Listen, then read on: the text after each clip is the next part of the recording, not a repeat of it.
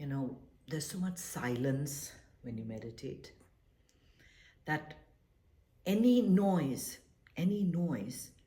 used to disturb me. And my husband had a wonderful technique of waking up right at the time when I start my meditation. I would open the door and make all this noise.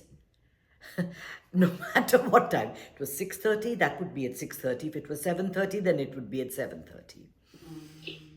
Until I actually saw a video by Osho. And he said something remarkable. He said, when you meditate, it's all of it. It's all of it. The noise and the silence, it's all of it. All of it. Oh.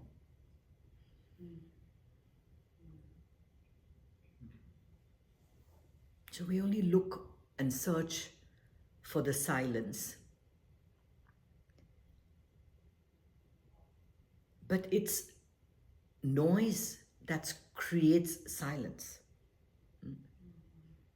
And it's silence that creates all noise, all words, all vibrations, everything. If we didn't give it a gap, it would be one long, prolonged vibration. Non-stop, right? It's because we punctuate those silences that we get words. I find that in our social world, we talk more than we listen. We try to, every time we hear something, there are those in the group that will top that story. You know, I've got a better story than you, and I've got a better story than you. I remember that when people came to visit me when my mother passed, they all told me the horror stories of their parents passing. There was not a time that I wanted to hear that. At that time, I just wanted to be heard and repeat my story again and again and again and again till it was out of me. The people you will be most attracted to, the best friends, are the ones that listen to you, that hear you, that you can call and say anything to. Right? Not the ones that are giving you unwarranted advice. Sometimes we just want to be heard, but we don't want the advice. We don't want to hear. We know what we have to do. We know we're doing something right or wrong or whatever it is, but we just want to complain. And that's fine for a bit.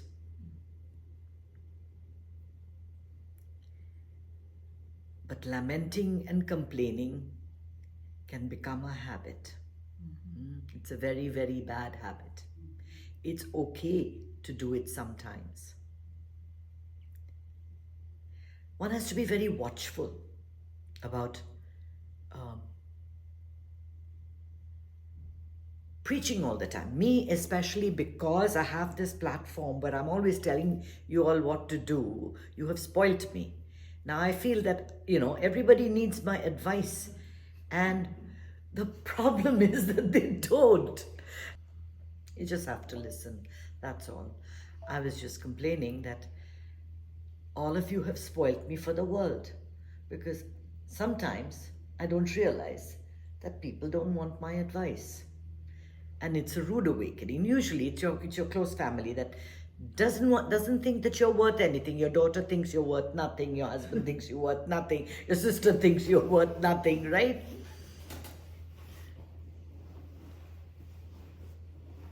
And sometimes from always giving advice, you have to come to a place of listening. And listening is at two levels. We listen to people and to situations in the world, and it's important because if you look around you, a lot of the bad behavior, the negativity that you see, is a cry for attention. That people are saying, I'm here, listen to me, listen to me.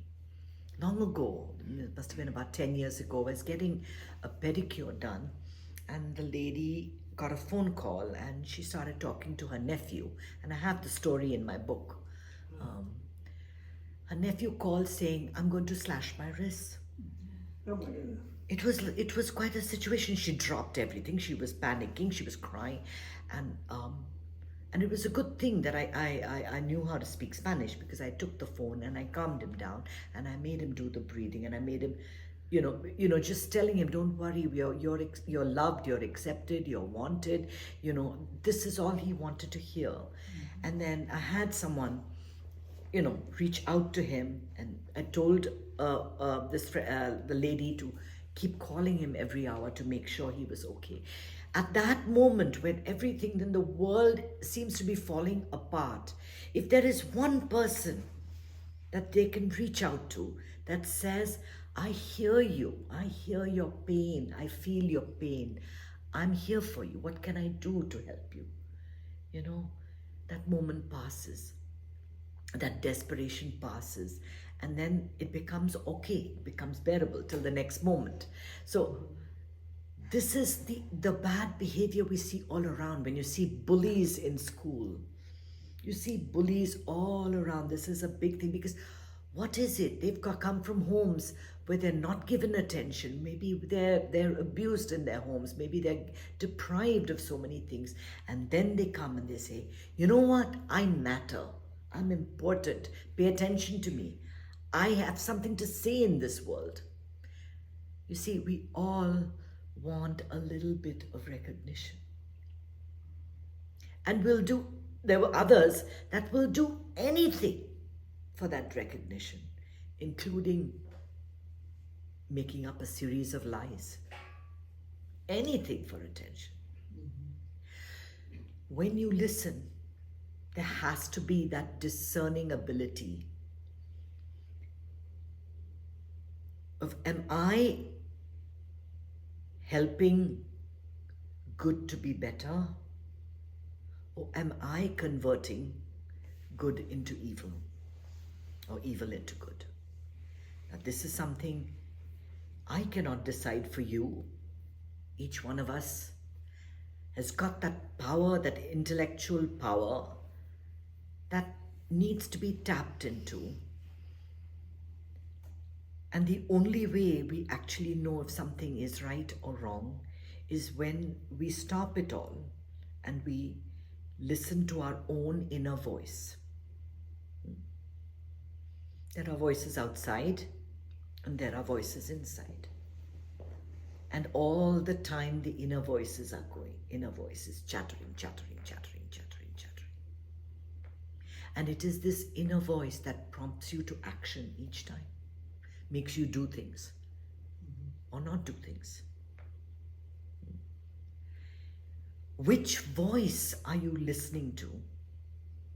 In the Indian mythology, we have an epic called the Mahabharata, where we have 100 Kauravas that represent all the negativity. And we have 5 Pandavas that represent your 5 senses.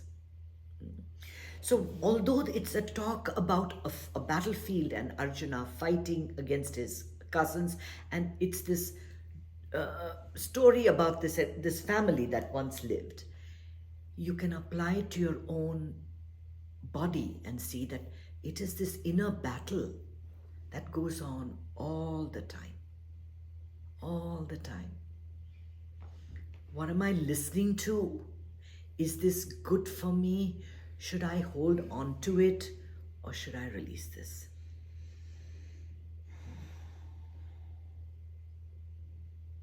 And the only way you can know whether to hold on to something or release it is if you're listening to the universe.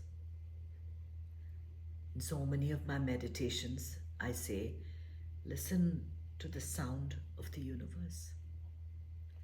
The silence of the universe is when you connect to the source, to the peace, to the supreme intellect.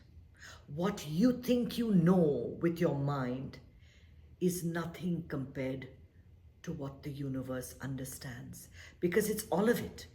It's the good, it's the bad, it's the pauses, it's the noise, it's the happiness, it's the sadness, it's the horror, it's the envy, it's the violence. All of it is there.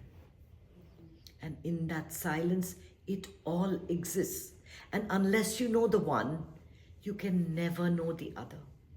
Unless you understand silence, you cannot make sense of the noise that's coming into you, attacking you from all sides. It becomes chaos in your head. It's a highway of chaos.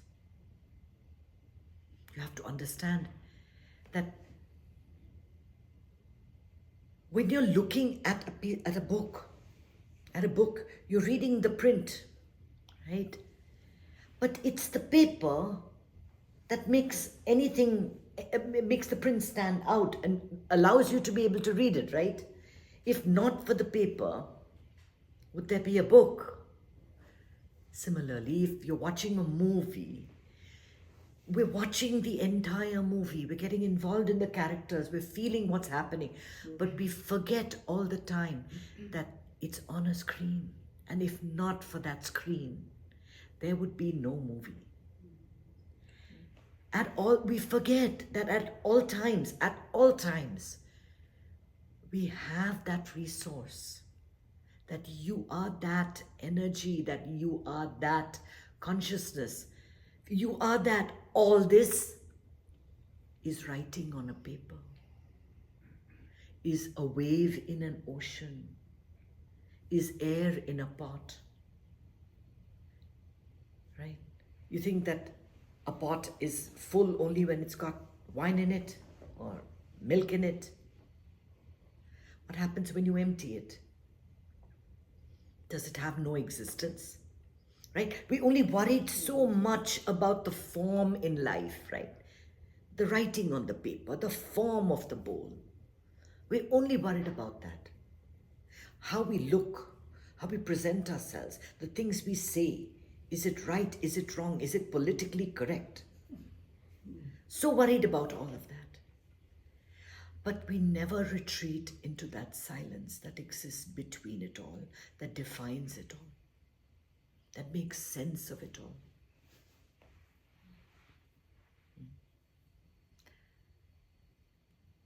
If you had just sounds coming to you, what tune would you hear?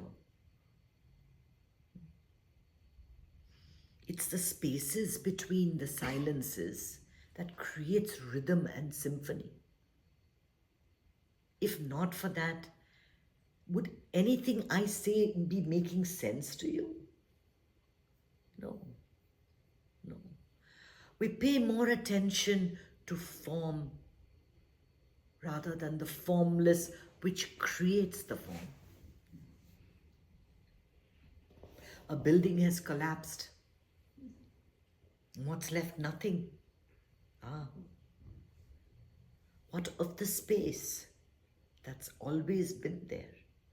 We don't pay attention to it. The art of listening is to remain in that silence, because when the question emerges, the response emerges from the source. It comes from where it did. There was a beautiful line that I read from Nisarga Datta's book that I read. And he says, how do you know the answer to everything? How come what you say just applies to me immediately?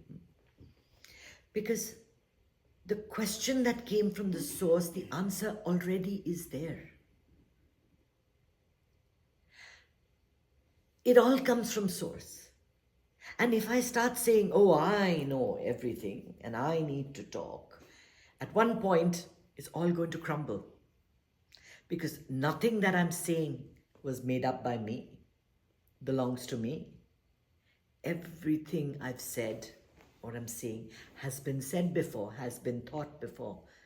You have said it yourself. You know this. You know all of this. It all belongs to that one umbrella, that consciousness. It's an umbrella that includes all of us, all of us.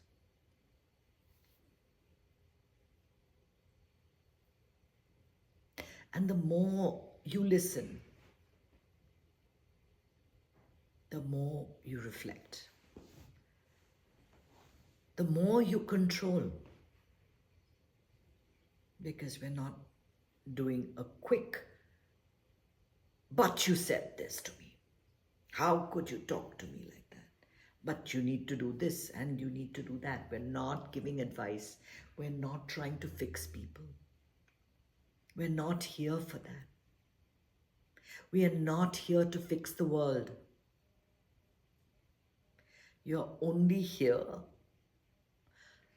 to spread joy, whichever way you're going to do it.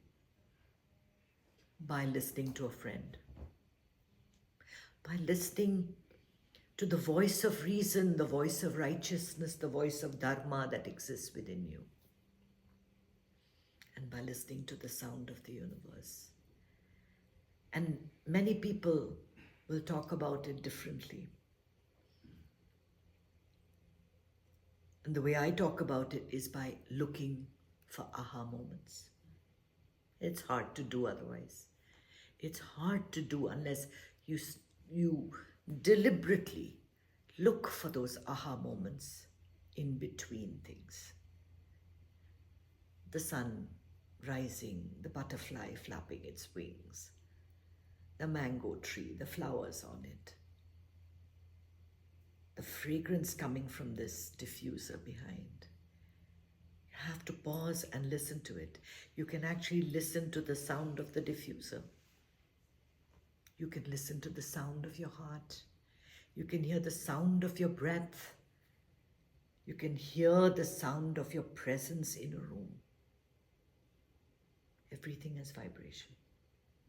If only you paused to listen.